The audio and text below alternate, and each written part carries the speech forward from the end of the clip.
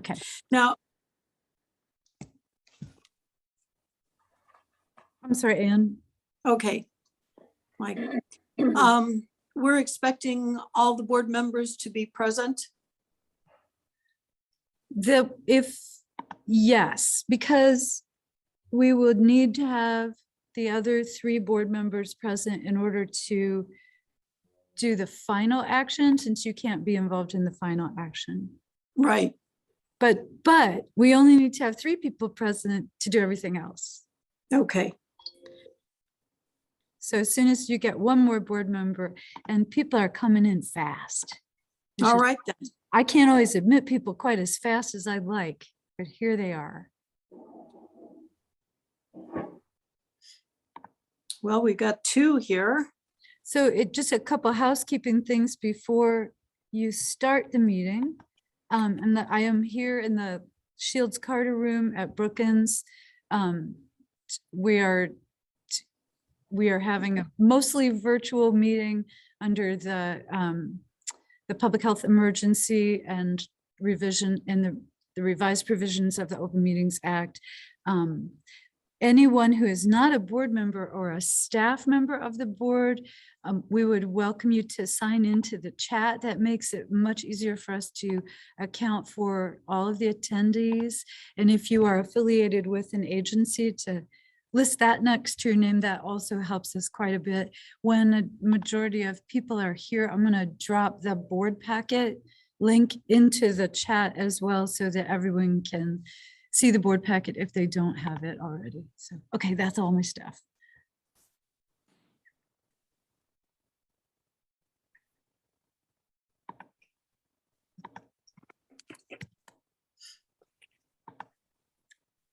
And I think everyone is here. All the board members are here. All right, wonderful. Well, I'm going to call the meeting to order. Stephanie, could you do the roll call, please?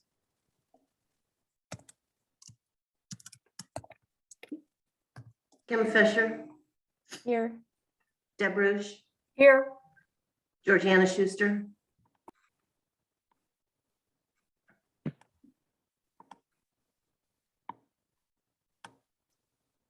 Georgiana, you may be muted. Here. Ann Robin. Here. Well, I appreciate people keeping their mute on if their household is noisy, but you might want to, board members may want to unmute themselves just so that you remember that you can participate. The next item is approval of the agenda, and I'm going to make a little comment about the agenda.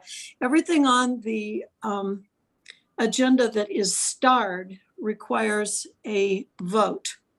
And there are really very few things that require a vote. The approval of the agenda is one, the expenditure list is one, and then there's one at the very end of the meeting, which is a closed session and review of closed session minutes. And due to advice from an attorney, I am not going to be participating in that session. So I'm going to ask that the other board members try to remain on the meeting through that session in order to have a quorum for the vote, because with me being out, we don't have a quorum. So I'll just, and we've kept it at the end because I will bow out at that point rather than putting it in the middle. So with that being said, can we get approval of the agenda? And can I just, this is Kim, can I just make a quick comment? I have a meeting at 11. Oh yeah, we'll be done. Okay, cool. Unless you all Lynn and I put estimated amount of time for things on the agenda. And according to the way I've looked at it, unless we have, a lot of more discussion than I think we're going to have, we'll be done with the main part of the meeting in an hour. And the closed session might take as much as 15 minutes. Perfect. So that makes us done by 10:15. Great. If I'm correct. This is Joel Fletcher from the state's attorney's office. Before the agenda is approved, can you hear me? Yes, Before the agenda is approved, I'm not confident in the language for the closed session in TC 11. It indicates to review the status of minutes of prior closed session meetings. It was my understanding that this was a closed session for discussion of litigation affecting a public body. I think the statutory site is correct, but I'm not sure the text is correct. So I'm so sorry. What I had done, we do need the board to simply approve the closed session minutes staying closed. And so that I had not updated the language when we added an actual closed session. So if you're going to be hanging around, maybe you could help us with the correct wording. I'm so sorry about that. It's not a problem, and I don't think it's going to be an Open Meetings Act problem to change that, but I just wanted to bring it to your attention before Yes. we got into it. Thank you. I appreciate that. Thank you, Joel. And I also appreciate Joel and another assistant attorney, state's attorney will be here for the closed session. So thank you. so we anticipate that closed session will begin probably around 10 o'clock. And I have sent a link to the board members and I'll join it. I have 2 different computers here so that I can keep recording this one and then do the other one too. So hopefully fingers crossed, that'll go smoothly. It's weird without the 2 rooms to be in. So, all right, I'm sorry. I'm going to share Okay. the agenda. Shall we approve the agenda then? I'll move to approve the agenda as presented. And I will second that motion. Okay, any further discussion? Stephanie, would you do the roll call, please? Deb Rouge, Yes. Georgiana Schuster, Here. Kim Yes. Fisher, Yes. Ann Robin. Yes. Okay, is there any citizen input or public participation today? Okay, as always, if there is later, we can add that in. Chairperson's comments. I'm going to thank everyone again for being here. We talked about the agenda. And I'm going to make more comments when we get down to new business and the DDB application review process. So I will defer my comments to that point. Lynn, I'll turn it over to you. I am actually setting a timer for myself. We've given me 5 minutes to do this. I don't normally want to take up a lot of time with comments, and I will also be available to discuss any of the agenda items. I want to thank the agencies for such excellent work on the applications this year. I've been going through them. This is a time of year where, we're just reading now and absorbing what y'all did. And it makes me feel happy to live in a community where people want to do this work. So this is like the celebration moment. It gets harder from here when we have to make funding decisions and have discussions about actual applications and contracts. So enough of that. I do want to talk to you that it's not only our busy time, but it's also a very busy time for the Illinois General Assembly. And with some cautions about, there are some new rules around grassroots lobbying. So I want to be very careful about how I communicate this or what I ask of other people. I'm not asking, I just want to tell you all about some bills that our state association of mental health boards and DD boards are very interested in right now and are strongly supporting. And we also, I've also been learning that the best way to communicate with our legislators really is in person or telephone calls, not email blasts. They're bombarded with email just like you are. So those are not very helpful. Witness slips are very helpful. And then interestingly, and I don't know how this works because I'm very cautious about social media, but apparently that's not a bad way to interact regarding bills that you feel strongly about, to interact with legislators on social media. So there you have it. So the first pair of bills that I wanted to tell you about are called the mental health validation bills. Very boring, but very important. Those are Senate Bill 3215 and House Bill 4228. These fix a problem that occurred that no one really thought about. There was a mismatch between the Community Mental Health Act, the Community Care for Persons with Developmental Disabilities Act, and PTEL. PTEL came along in the mid-90s and changed the way taxing bodies not only operate, but have to word referenda. So the statutes which established mental health boards and DD boards were not revised at that time to include the PTEL language. That's happening now, but there's a period of time during which some mental health boards and DD boards were established using language that's not sufficient because it doesn't include the PTEL consideration. So the mental health validation bills would go back and essentially grandfather allow those boards to continue functioning as the voters indicated in those counties and townships. And the Developmental Disabilities Board of Champaign County is one of them. So we need the mental health validation in order to support the continued existence of the DD board. And this is boring, but really important. So, okay, the second one, not boring at all and super important. And I only have about a minute and 14 seconds left. The second pair of bills are to increase DSP wages. That's on everybody's radar. I think you've also seen recent blasts from DD advocates about these. House Bill 4616 and Senate Bill 3607. Okay, and then finally, there's another DSP related pair of bills which fix a language problem in the Mental Health and DD Act, which is separate from the acts which create DD boards. But the term DSP is not correctly identified in that act. So it fixes that. And then maybe more interestingly, establishes a pilot for credentialing across the state. That might be nice. I'm a little suspicious. Kim Bowdry has done an awful lot of research into existing credentialing programs. It gives me pause, but still not a bad thing for the state to do. Those are House Bill 4606 and Senate Bill 3156. And I think I've got 5 more seconds. I will keep you posted with whatever I learn about grassroots lobbying and how that might change the way we all do business. Okay, thanks.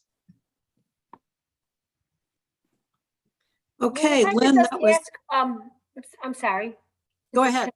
I just have one question related to the mental health validation bills. Is there very strong support for these? Is it pretty much kind of a quote unquote slam dunk effort to just fix this old terminology and we're not really expecting pushback? So far, it's been very smooth. I think there was unanimous support in the Senate, and then it was going to the House. It's probably already been in the House. I don't know what happened last week. I was looking at applications for funding, but Okay. it was unanimously supported. A caution in the House is that it has something to do with property taxes, and this is an election year. Right. So, Okay. there could be questions about it. I think that it is such a straightforward issue, and it's such a simple pair of bills that the questions should be easy to answer. So fingers crossed. Thank you. And thanks, sorry, Ann, thank you for letting me interject. Okay. Any other questions for Lynn about her excellent comments? All right, we're going to go to approval of the minutes from the January 19 meeting. I will accept a motion to approve the minutes. This is Kim. I make a motion to approve the minutes. I'll second. Okay.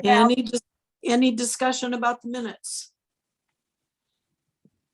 Okay, let's have a roll call vote, please. Georgiana Schuster, Yes. Kim Fisher, Yes. Deb Rush, Yes. Ann Robin, Yes. All right. And the only other thing we have to vote on before the official meeting is over and we we'll have a lot of discussion in the rest of the meeting, is the expenditure list, which is only on page 7. And I did ask Lynn, why is this so short this year or this month? And I think it's because it was so long last month, and maybe next month will be long again. And it has to do with when it comes from the auditor. So motion to approve the expenditure list. I'll make the motion. I move that we approve the expenditure list. I'll Thank second. you. This is Deb. Okay, any discussion about the expenditure list?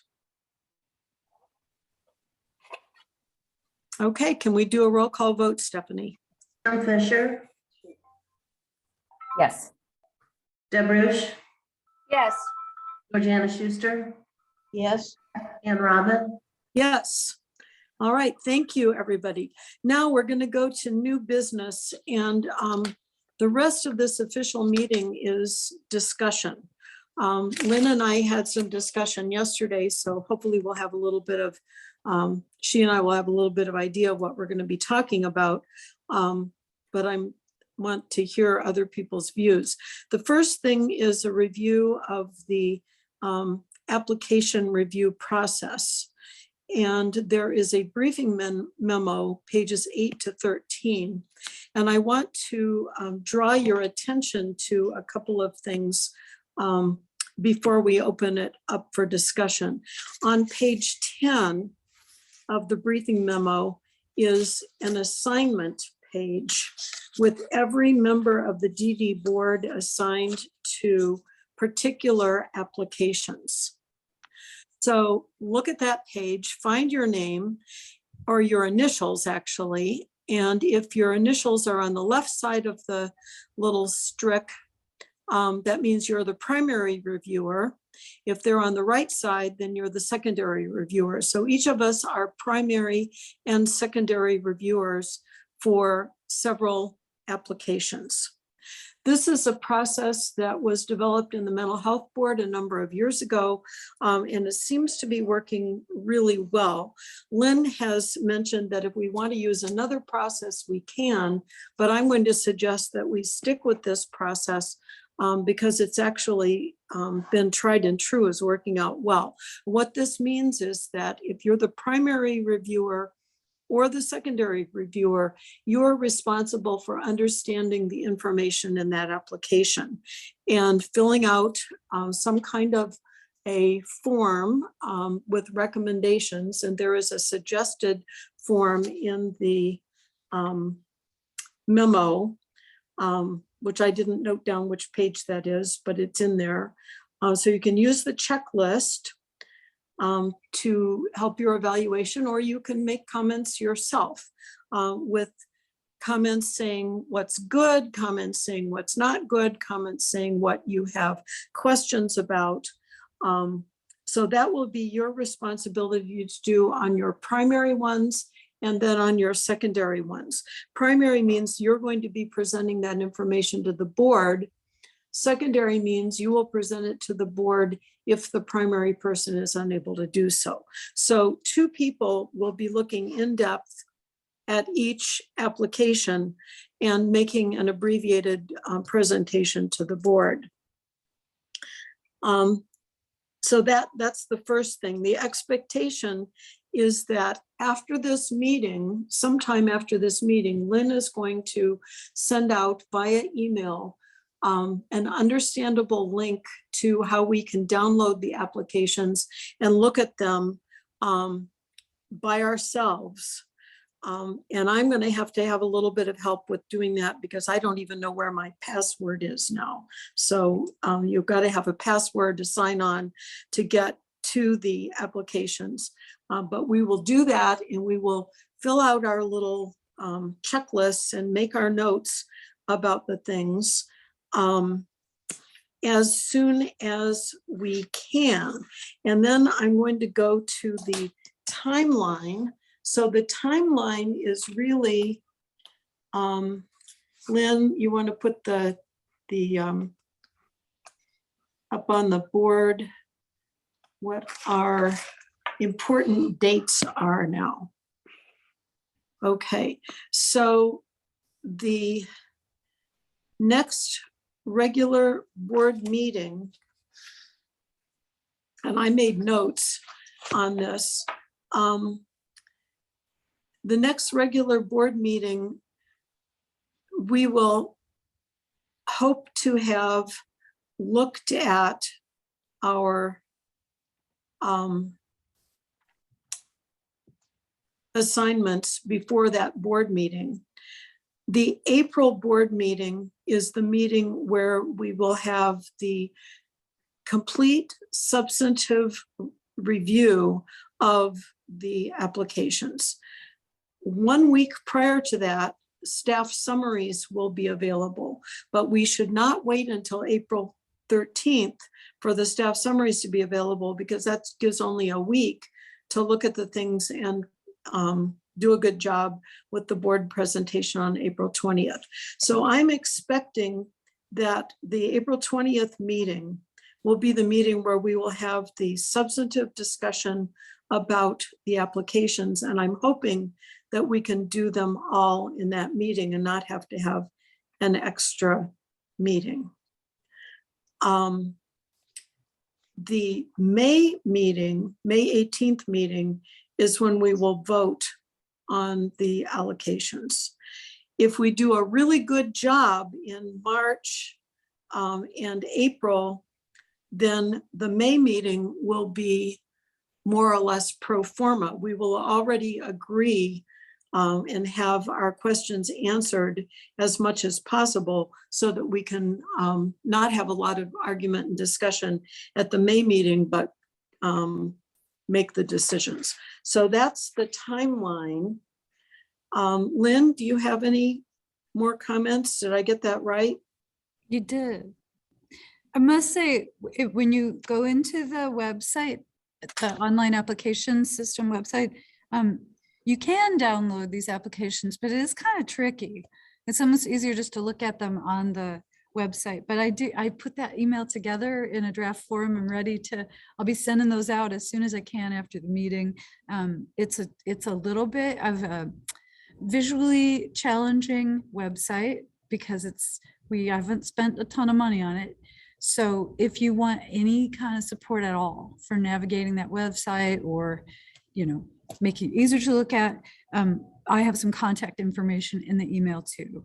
It's basically me and Kim Bowdry and the developer of the software. So we can do our best to help you, give you a virtual tour. Anyway. But Okay, yes, so you got everything right. Thank you. I'm opening this up for comments or questions from the group about the application review process. This is Kim. So I have a couple questions. So I was on a mental health board before, and so I kind of understand the process, but I would just like some more information about what we should be presenting on April 20th. Is there kind of a, key information that we should be sharing with the board for the ones that we're in charge in? Do we need to have anything written? What have you all done in the past? And then my second question is, what is the budget that we're working with? And in the past, in previous boards that I've worked on, the decision-making is, here's our budget. We have to kind of tweak what different grants are asking for based on the budget. So do we have that information? I think I might have missed it if we had that information. I didn't miss it. Anne, do you want to answer the first part, or you want me to take all of it? You can go ahead and take all of it. So I think that expectation is up to you. Y'all are the board. You can conduct your review any way you'd like to. What we've done in the past, I think, is you don't really bring any, written review, but more lead the conversation. We also ask that all the agencies who've applied for funding attend that meeting in case there are any questions for them. But there might not be any questions for them. They also have an opportunity. We will send the staff reviews to them. And if they see any errors errors that we've made, they can let us know. If it's about errors that they made in the application, they can like they can explain that, but there's an opportunity, if you choose to fund them, there's an opportunity for them to revise any errors. This is more about, did we get it right? So that, you know, we're not creating problems with our review. So that's the first thing. Regarding the budget, that's a really great question. And we don't even know what your revenue was for 2021 because the county is like, a couple of revenue sources appear to be missing from our accounts. And I've asked, they're very, very small amounts of money, but I still want to know, because I mean, that's my job. So, you know, let alone knowing what we're going to have for 2022, which is right now, which is funding, you know, the first half of new contracts and the second half of contracts that are already in progress. But you know, we can ask for projections about 2023 revenue, and that's what we do. We have tended to budget very conservatively for a few years, but then in the last couple of years, we had lower than ever collections. So even our, you know, series of really conservative budgeters didn't get it right because the taxes collected were less than expected. They were like, it was like a 97% collection rate. Typically 99% is what you budget for. So I'm going to say that I've looked at a fairly conservative estimate of projection for 2023. I've looked at what it looks like we have for 2022, what you've already obligated for the first 6 months. And for the first time in a long time, I think you're going to have a competitive application discussion. The requests are greater than current allocation amounts by something like 480,000. And that's okay. I mean, that's the agency saying we need more money to do this right. So that's totally fine. I must say a great set of applications too. So this is going to be hard. I think that Kim Bowdry, do you remember what my first like late night estimate of the shortfall was? Is it 300,000 that we might have to say no to, up to 300,000 of? It was 3 or maybe 4. It's like the difference. 3. Yeah, I think, you know, there is a bump in 2023. So I think the shortfall is not the full difference between requested and current. I think it's more like 316,000 or something. So, you know, I do pester the deputy chair of finance for the county. She's excellent. She is on top of this. I started pestering her a couple weeks ago and I'll keep doing it. And she gives me great answers and they change throughout the year. So generally toward a more generous increase. So I just want to say, like, today is my most negative expectation. I think that we'll probably narrow that gap a little bit before you're done making decisions. But I do think for the first time in a long time, a critical eye and some difficult discussions about, you know, maybe some of the increases are not affordable. So anyway.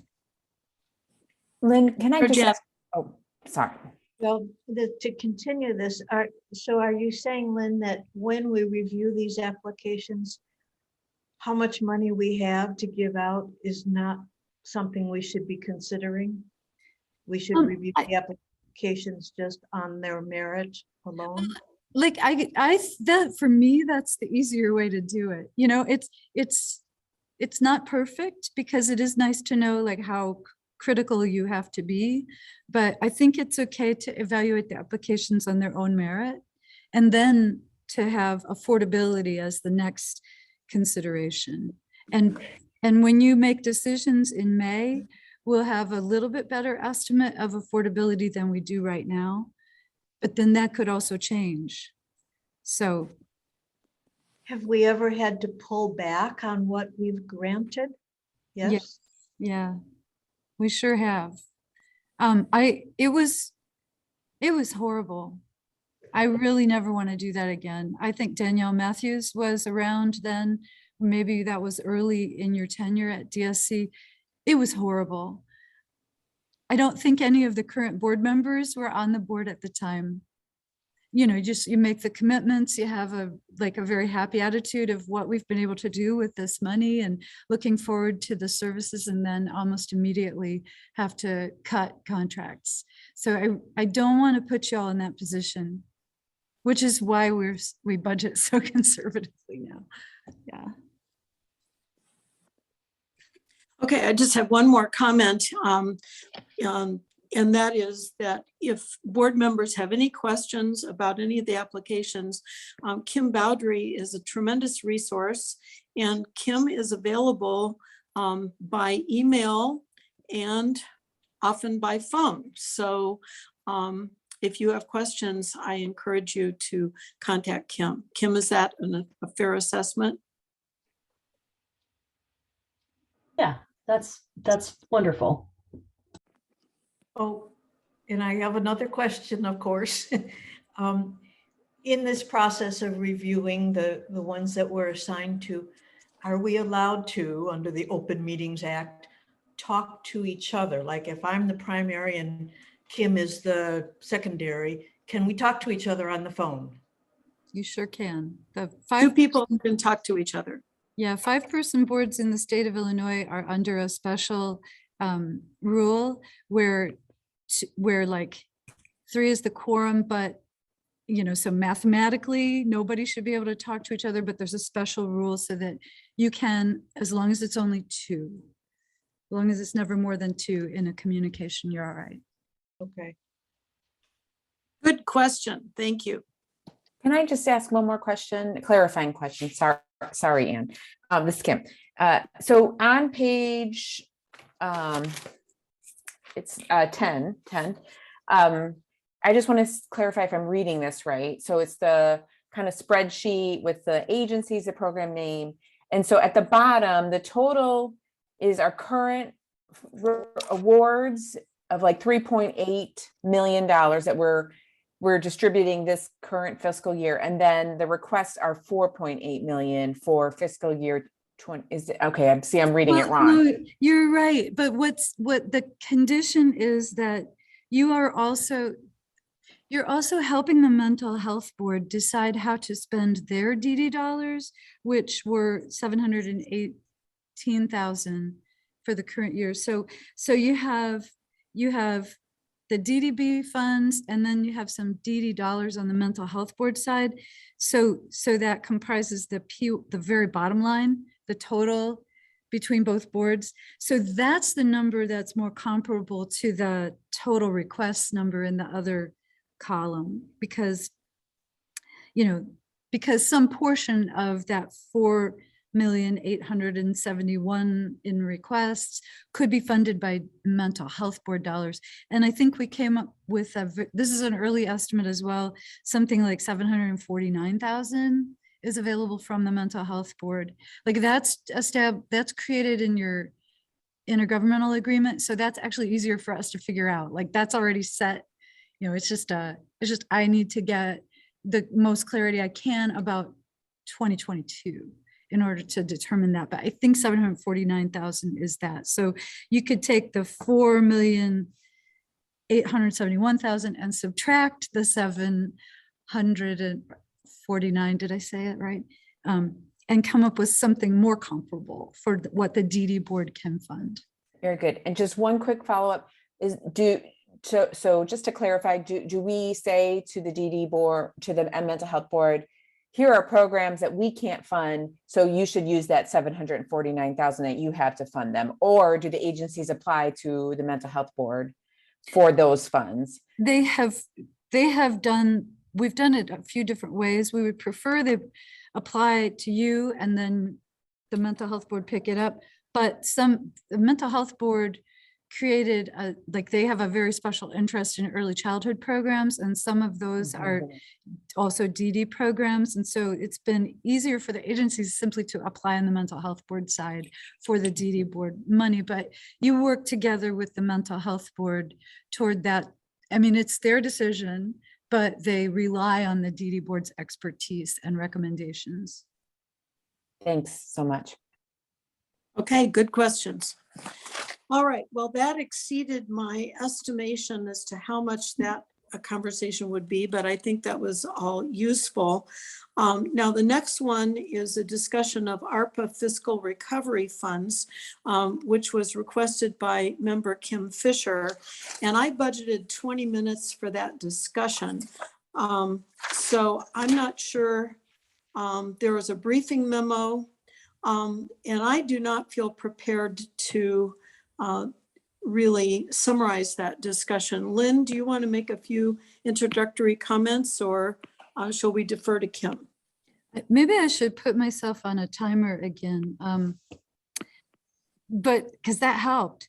But this is, yes, this was, what I did here was prepare some materials that just really to provide the context for the conversation that Dr. Fisher wanted to have. I thought it was important just to let you all know what I did last year regarding, like, I think I got in the game a little too early, basically, because I was, I knew all about ARPA from the very first time it was introduced at the legislative level. I was involved in like pushing for it. So I knew too much. I went to too many webinars. I was too ready. The county board needed some time to create their priorities, to hear from the public, to figure out, like, of the many, many things they could do with it, what would be the best things for them to do right now, especially given that the city of Urbana and the city of Champaign also have quite large allocations of ARPA funding themselves. And so there's always this like, all right, who's going to do it? Are you going to do it? And then the state, in addition, has ARPA funding, and the state wants to invest in some of the same things. So it took them a while, but I just wanted you to see what we did. And in the meantime, what happened is that interim guidance was modified a little bit. So there's a link if you have the board packet. Hopefully this is a live link. I apologize if it's not. That links you to the final rule, in which behavioral health is actually expanded as a priority category. So, but during the first year, what the county had to work with, and the cities too, was that interim final guidance. And they all are like suddenly funders. They all have to suddenly come up with a fair public community needs assessment process, strategic planning process, and priority setting process, and then allocations and then reporting. So, I was going a little too fast. One of the things I told them about was that it might be really important to treat DSPs as essential workers. The state defined them as essential workers during 2020. And there was also, we've also had lots and lots of data about the shortfall between like a livable wage in our communities and the actual wages available to DSPs because of Medicaid rates, and which really haven't been modified adequately for 2 decades. So this is all stuff we have lots and lots of information about, but the county board doesn't. So that was one, I think they didn't act on this. It's not in their current set of priorities, but they continue to hear from the public. And that was what you want to talk about, is how to talk to the county and the cities about using ARPA funds for that premium pay for essential workers, because DSPs should be in that category. I do want to let you know that the state has ARPA funds. This is the state's responsibility as well. I haven't looked at what the DDD line of the ARPA plan is, whether it includes premium pay for these essential workers. It might. So some advocacy at the state level would be super helpful too, like to persuade them to use their ARPA funding to help these workers. So anyway, there's like all that context, but then at the very bottom is the most important part. If you want to talk to the county board, they have a coordinator who's amazing. She's very responsive, so knowledgeable. I think her email is in these materials that I've attached, but the timeline for if you want to send a letter to the county board and then show up at their meeting to give public input, this is the timeline for the next few meetings of how to do that. And then Kathy Larson's email address is right up here. So anyway, that's all I have to say about it. Sorry. It's yours, Kim. So thank you, Lynn, for that summary. This was kind of another, besides just reading all the about so many applications in the packet, this part of the packet got me really excited as a potential to advocate for more funding for DSPs. And so I guess my reading of this was, it would be I would be personally interested in advocating to the county board. And I just wrote a note about advocating, at the state level with our, state representatives to use some of these ARPA funds to address some of the discrepancies in DSP pay. One thing I wanted to ask you, Lynn, was just to kind of explain a little bit about some of the numbers that you brought up with the shortfall. So you had kind of proposed a one-time payment of $3,120, but then there was some discussion about the per hour wage increase that maybe could be addressed with a cap of $25,000. So I think I kind of got lost in the weeds in there. So could you explain a little bit more about what you were writing about, even if if whatever we would advocate for, if we do, would be different? Well, the first amount, which is $2,000, is that's an estimate of like what it costs across the country, what it costs for turnover in that field. That really is like predates the pandemic. It's not connected to Illinois. It's not even specifically connected to DSP classification, because as you know, DSPs don't have a distinct classification. That's a whole other thing I'd love to talk about for 20, 30, 40 minutes, pushing for that at the national level. So that 2,000, I think, is, not enough money. 3120 was based on the difference between the pre-pandemic recommendations the state received for what the rate increase should be, for what the wage increase should be, or salary, and what the budget included. Must have been 2019. The difference between the Guidehouse recommended salary and what the state was doing, which was a big increase, but they didn't quite get there, was $31.20 per person. So that's a different thing. What's going on in the ARPA language is that it's an hourly calculation, which I think you said it right. It can be like it's up to $13 an hour in addition to wages, with a total annual cap of $25,000. That comes from ARPA. So just to say that ARPA gives communities a lot of potential. If this is a priority for the community and they choose to allocate this way, they could do it's bonuses basically for work already done. It's not wage increases. So it could be quite generous. But here again, I think what we're up against is a lot of people don't understand this work or the importance of these workers. And I would argue that a lot of people at the same tables with us, at our, some of our colleagues nationally don't understand these workers. So. Thanks, Lynn.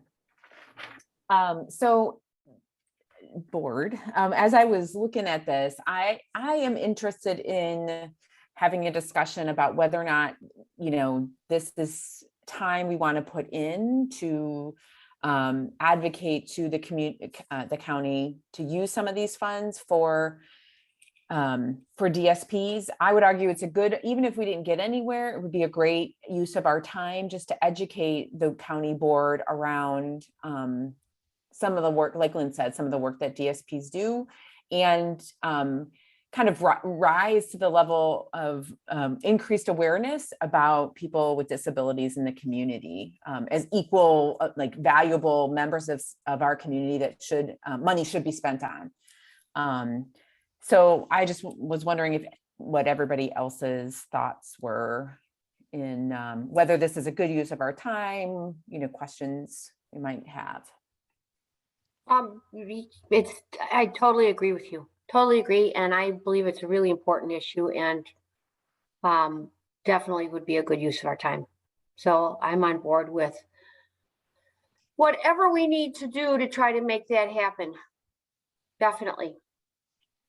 And I also am on board with that. I just wonder, how can we do this most effectively as Right. a board? Mhm. Yeah. Anne, did you have anything? Yeah, this basically goes along with the conversation that Lynn and I had yesterday. And the question is what Georgiana said, what is most effective?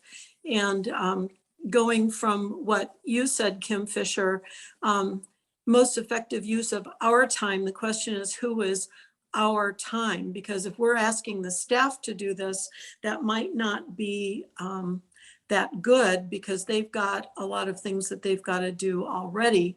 So the question is, do we as individual members of the board have the time and the expertise to pull together a brief, to the point fact sheet with some numbers on it, but also with more personal information to educate members of the county board and maybe people at the state level also about what DSPs are and how important this issue is and that we support it. So those are basically my ideas. And the question is, who wants to take that on with maybe some help from staff members for numbers, but not asking the staff to actually do it.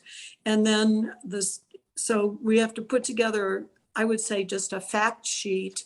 And I would suggest that it be no more than 1 page long because nobody's going to read more than 1 page, but to also have a personal story attached to it. And then who is going to do the presentation? Who's going to take the time to go to the meetings or to contact the people that need to be done? So I'll open it up for people to volunteer. So, Lynn? I'm sorry, and jumping into the board conversation, I apologize. Danielle Matthews put a helpful note in the chat. They Deserve More as a coalition which has existed for years pushing for this. They have data, they have a nice website. So I think toward your point, Anne, about like easy to look at fact sheets, I think that's where we go. I would be very happy to support the board in this. I can go to county board meetings, it doesn't hurt me. It would be great if we could wait till after the board review of applications, but that's maybe not, like, I kind of feel like the house is on fire too. So, you know, whenever y'all want to do it, if we can be available to help, I would be willing to. So we can keep that conversation, but I think that you're right. A 1-page fact sheet is doable because it's probably already done. If we look at They Deserve More, and then personal stories are super helpful. And I know probably everybody here has one. So, Well, it's pretty established that I've written newspaper articles and written letters to the governor and anybody else who will listen to me over the past several years. I have no problem doing that again. I'd be happy to go to a board meeting. I'll present a fact sheet. I can do whatever it takes. My one question is, and thank you, Danielle, for that information about They Deserve More. That's really, I mean, they do have the facts and figures and they have been frontline for a long time. I'm just wondering how well versed our county board is on the work of They Deserve More already, and if we are not going to just repeat exactly what they did by going to them. That's the unknown to me. How much they've heard it from other places, and especially They Deserve More, and either tuned in because they thought it was worthwhile or just didn't care. So, do you have input on that, Lynn? yes, I think you're right. I think some of them are very aware. I also think that it's really valuable for us to just have the communication, because we're not only talking to the county board, but putting it in front of the public. And I think also, given my concerns about the undefined parameters of grassroots lobbying law that just went into effect last year, I do not think we should ask the agencies to do this. I think it's better if it's board to board, and then I can be there as the staff support for whatever you need. But, just board to board seems more appropriate. I think they welcome communication from the mental health board and the DD board. And I think it's good. It's just good for us to do that anyway. But you could be absolutely right that they already know, and it's not Not on their right. radar, so to speak. Yeah. Okay, but so let me just to clarify, you were talking about the grassroots parameters law. So the Day to Deserve More Coalition, though, is really, it's not an agency per se, it's more of a grassroots effort. So it would be appropriate and okay for us to use their data. Right? Is that correct? I think we And can use whatever public data we like. data we want and present that. Okay, Yeah. thank you. Okay, so do we have some volunteers that want to get together and put together, I'm looking at Kim Fisher and I hear Deb Rush, and I don't want to put anybody else out, but with Open Meetings Act for people, I mean, I guess this isn't really necessarily board visit business. I'm not sure how the Open Meetings Act, if people want to get together and put something together and decide who's going to go to the board meeting. Do we want to make a decision? We have some volunteers. I think Georgiana raised her hand and was saying she's very interested in doing this. So if it doesn't violate Open Meetings Act, I'm all for let's get together and put something together. And like I said, I'm willing to go to the board with it. And I'm willing to work on this in whatever way, as long as it's legal, as long as we're not violating anything. I think we need Yeah. to be careful about the two people at a time. I Okay. think, because I do think this affects your business. Yeah. Okay. Okay, and I'm also available. And I am not an expert on the Open Meetings Act. I'm not sure if, as private individuals, we can get together and do something like this, or if this is really board business. I'm not really clear on that. Stephanie, you're our expert on Open Meetings Act. Honestly, I'm not clear on it either. I'm not sure. I would have to do some research, or we could ask Joel. This is Joel. Actually, Matt Sullard is in the waiting room now. He's our current point person for Open Meetings Act issues. If he could be let in, that might help Joel, address I this. think he's not in this waiting room. I think he's in the waiting room for the closed session. I see. Well, I would like to run this by him. He is our current point person on Open Meetings Act and Freedom of Information Act issues, and I think it's important not to give you guys conflicting guidance. So I would defer to him, but I can certainly relay to him your concerns, and we can hopefully get you an answer in short order. Okay, thank you for Can I- that. Can I So, make a suggestion real quick? yes, yeah. So it seems to me we have like 3 tasks. So we have a fact sheet, we have gathering of personal stories, and then a presentation. And kind of like, what we're going to say to the board. And we would want to probably present all that information. Do we have time to present it like at the next meeting? Is that before this due? So it seems like the materials need to be submitted by March 29th. Is that right? To the county board in order for us to speak to the. You're right.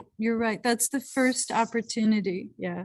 Right. So I guess essentially the likelihood of us being able to present to the board, the county board or the committee of the whole wouldn't be till their May meeting, right? Because we would probably need to gather this information, bring it to this board, during an open meeting and make a final decision of like what we're going to present. I think you could do this.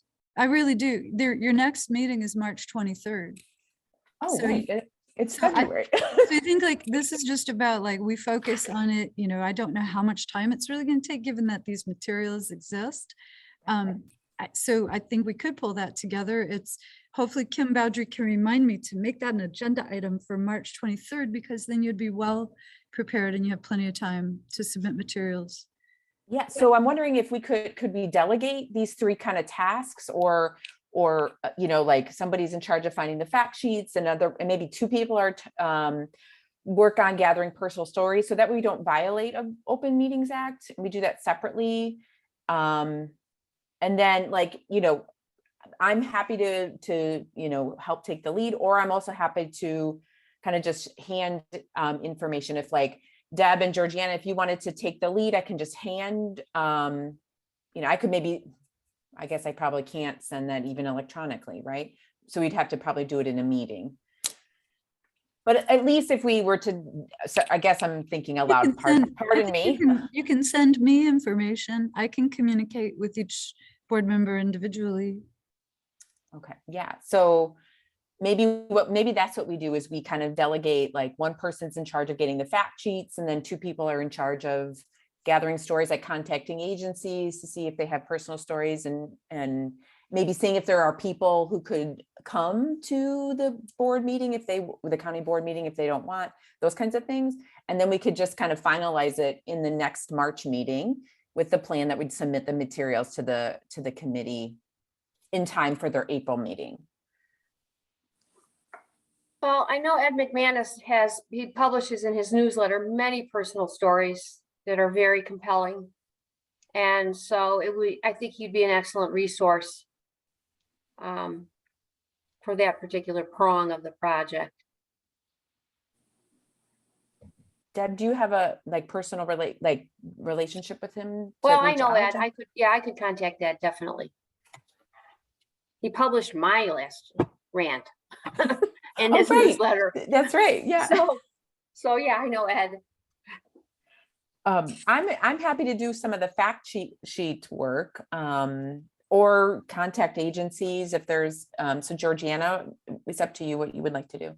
I'll be the fact gatherer if you'd like. I mean, it's all out there and I just have to pull it together and send it. Are we sending everything through Lynn? Or are we sending things directly to you, Kim? Are you going to be the? I think Lynn. Lynn's raising her hand. Let's send things to Lynn. Okay, That way we're not violating any Open Meetings Act okay. in case we are. I will send my fact sheets to Lynn. And then I can reach out to agencies to see if they have stories and see if we can gather some stories. Is that, even though that's somewhat duplicative to what you might get, Deb, do we think Sure, that's a good use of Sure, time? yes, sure, absolutely. Yeah, I think it'd be good to keep it very local if we're in Champaign County. Yes. Yeah. Okay. Right. All right. Well, this is really a very excellent group work. Does everybody feel like we've got a plan and we've got a timeline?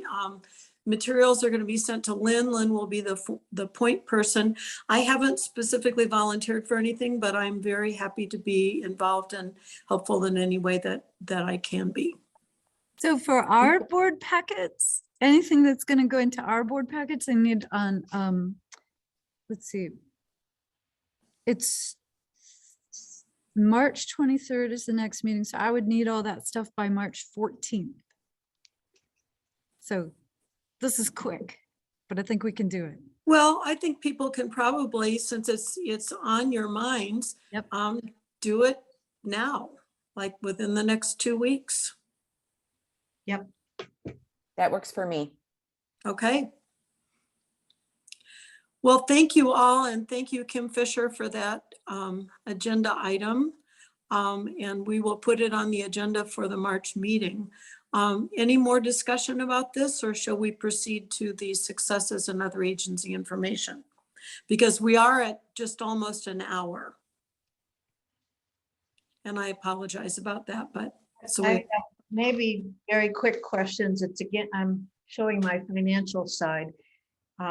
In these two pieces of paper that are page 11 and 12, where we're talking about the complete agency program application lists. We have a column that lists who the funder is of each program. And all of the ARPAs I've circled, and what I wanted to know is in program year 2022, have these funds gone out already from ARPA? The ones that are listed as ARPA funds, like in the very first one under CCRPC Community Services and the Justice Diversion Program. Yes. $207,948. Are those funds going out during this Yes. program year? Yes. Yeah. And so what is in the next column, the program year 2023, is what is going to be approved, which we have no say over. Is that correct? Well, there won't, I don't think there will be any ARPA funding for mental health programs next year. So I think it's everything for PY 23 is either going to be funded by the Mental Health Board or the DD Board. But where there are yellow highlights, those are requests made of the Mental Health Board, and then green highlights are requests made of the DD Board. If there's no highlight, it's a continued obligation, a 2-year contract. But there are amounts listed in that column, that program year 2023. Mhm. Those are because those have been requested from the Mental Health Board. Maybe I should share the screen so that other people will see what you're asking, because I mean, it's just in case. Yeah. So this is who funded it during the current year. And this is actually a 2-page document. It's pretty, it's kind of, it makes me feel some feelings too, that, you know, it doesn't matter how many applications are submitted or for how much money, we have to review all of them. And I don't get extra staff if there are extra applications. So I'm feeling a little sorry for myself right now. It'll pass. The requests are here. If it's in green, it was requested of the DD Board. If it's in yellow, it was requested of the Mental Health Board. And I have not asked the county board for any more mental health funding from their ARPA funds. What happened last year was a very, very great shortfall between what the Mental Health Board had available and the requests. And this was also a moment where mental health needs have spiked, quadrupled for some conditions. So saying no to these new programs that we're offering to take on some of the new need seemed a real shame, and the county board agreed with me and offered some one-time funding. So this year we don't have that. If there's no highlight at all, it means that it's a 2-year contract. So it's just going to be paid out. I don't think the DD Board has any 2-year contracts. So really only what's in green is applications to the DD Board. So what you're saying is, if I understand you right, is that the things that were funded by ARPA in this year, in program year 2022, are hopefully going to be funded by the Mental Health Board in 2023. You're Is right. that Yes. right? Yes. You got it.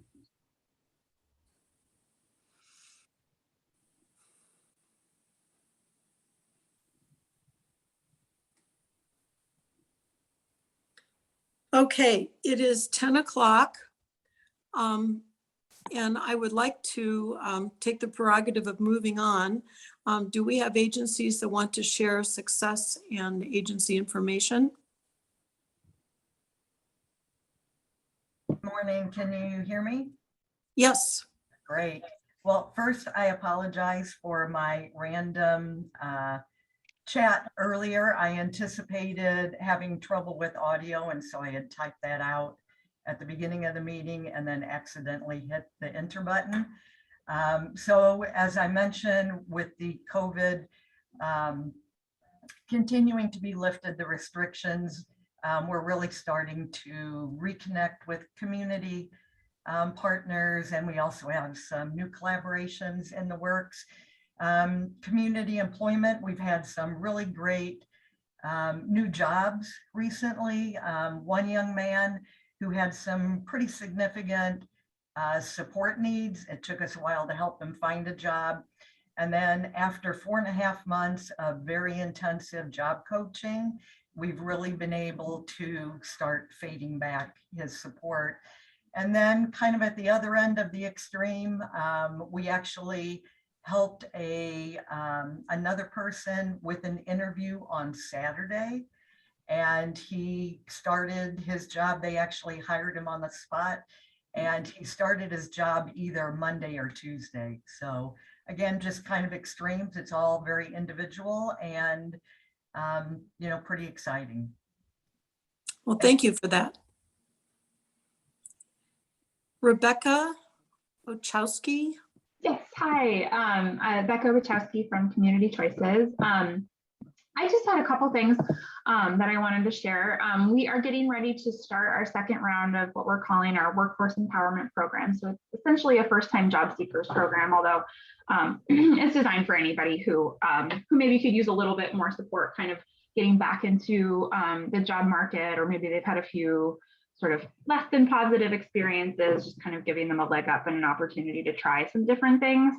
So that's going to be starting at the end of March. It's the 12-week program, and we're partnering with two organizations where people will have the opportunity for weekly intensive job shadowing. So like 2 hours a week, we're working with the Urbana Park District and the iHotel. So we're really excited about that. We did our very first round of it in the fall, and one of the young women who participated in it, it's looking very hopeful that she's actually going to get hired on by one of the partners, job shadowing partners that we worked with last time. So she really loved the experience, and they really liked her, and so we've been kind of on the search since we wrapped up with that, and so that's really exciting. It's nice to kind of see some of the fruits of that work come together. With the spring, we're also starting a number of our classes. So we're going to be doing like a practical guide to friendship class, which is starting later in March, as well as like a healthy lifestyles get moving class. It's going to focus on sort of dance as a way to sort of be healthy and move your body. So that's going to be exciting also. And then we're in the early stages of like, I'm glad we're doing it. It's not really a positive reason that we're doing it. We've had a number of our members who've actually lost family members in the last year or two. And so we decided to sort of offer up the opportunity to do kind of like a peer-to-peer grief group that some of our staff are going to be facilitating. And we're really hopeful that, you know, people can find some comfort by talking to other people who are kind of going through some similar things. So we're working on that, but it's nice that things are getting a little better, and it's easier to kind of set up some of those in-person things and feel good about it, and people are kind of getting back out there. So it feels like a hopeful time, I guess. Thank you. Anybody else have their hand up or want to speak about agency information or successes? Well, thank you to all of you. Now we do have some old business, which I had budgeted 5 minutes for, but basically it's all just printed. And I don't know if we need to have any discussion about any of it. Do any of the board members have questions about anything under the item 12 old business? There are, we've already talked about schedules and timeline. Any questions about any of the other items? This is Kim. No questions. Just thank you to the staff. I just love reading through their work. So it helps me keep updated. So thank you, as always, for the work.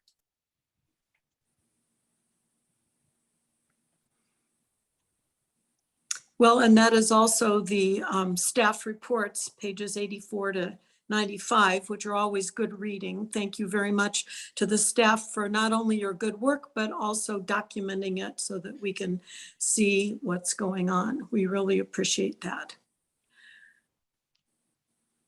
Any board announcements? Okay, well, I guess we're ready for the closed session. So I am going to sign out and turn the leadership over to Lynn. All right. Okay. So Wish everybody a good day.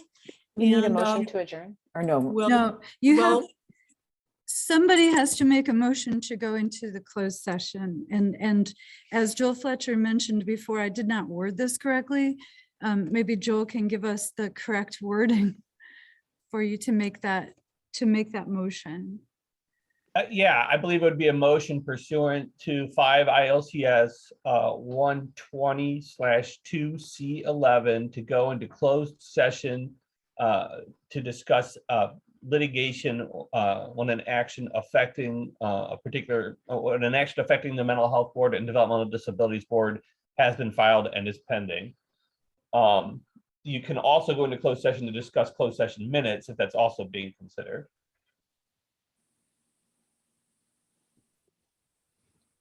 Okay, so let's get that done and then I will say goodbye. Is there a motion? I'll keep this meeting open while we're in the closed session. Okay. So I'll make a motion to, I was trying to write down what you said, Joel, but I didn't, but I'll make a motion to move into closed session for the reasons that Joel said. Is that legal? I don't know.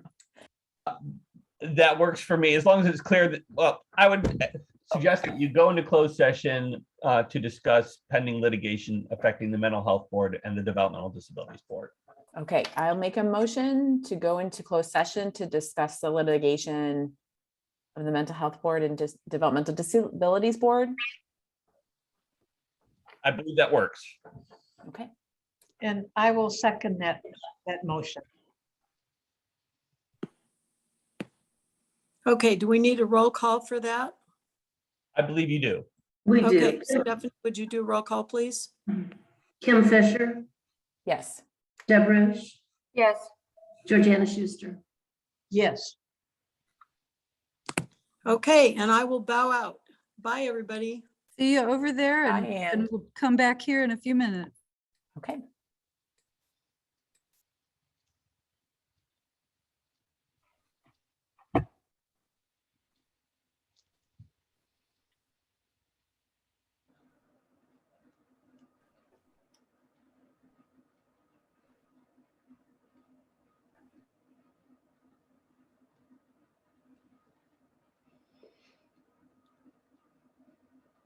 Are we supposed to be doing something? Or just I think waiting? she's kind Yes, of in the you should- works, yeah. You Yeah. should go, the second link that I sent you is to the closed session meeting. So you leave this meeting, go to the closed session meeting, and then you'll come back to this meeting later. I'll keep this one open and recorded.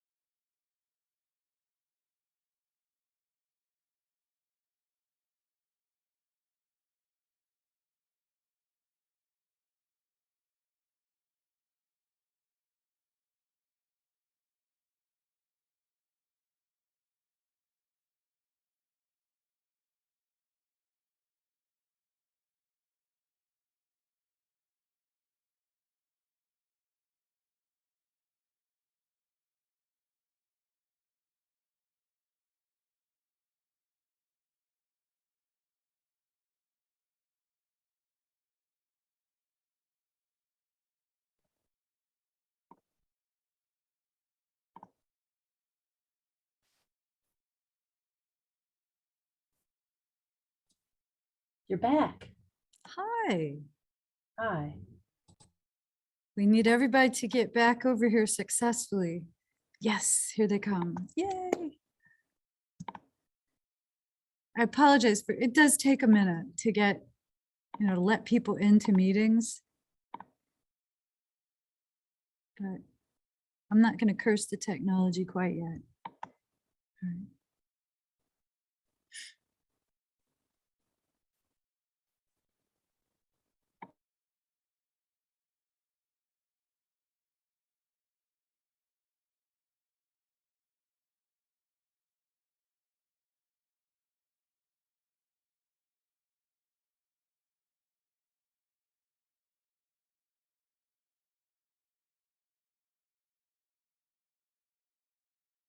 So, Georgiana Schuster, you are the chair of the meeting right now.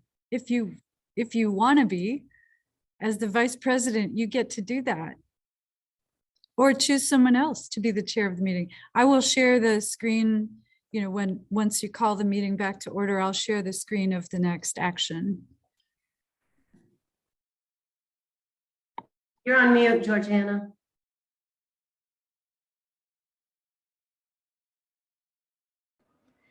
I will call this meeting back to order. I'm gonna have to do another roll call. Deb Rush, Yes. Kim Fisher, Yes. Georgiana Schuster. Yes. Here. And now, Deb, I think you can go ahead and make your motion if you want to. I'm looking for the motion the way it's written in the document, but okay, No, it's on actually the- not even there. No, So- it is there. It's at the very end. It's just, I hope this is right. Joel Fletcher is here and can help us if we didn't get it right. Motion to accept the closed session minutes as presented and to continue maintaining them as closed. I'd like to make a motion to accept the closed meeting minutes as presented and to maintain them. And to continue to maintain them. I'm not on the right page. What page are we on? Page 2.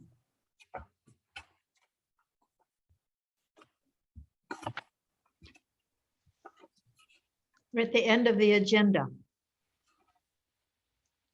Number 16 Okay. of the agenda.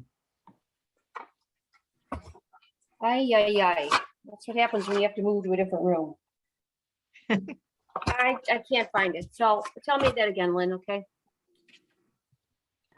What I've got there is motion to Make the accept. It's a suggested motion to accept the closed session minutes as presented and to continue maintaining them as closed.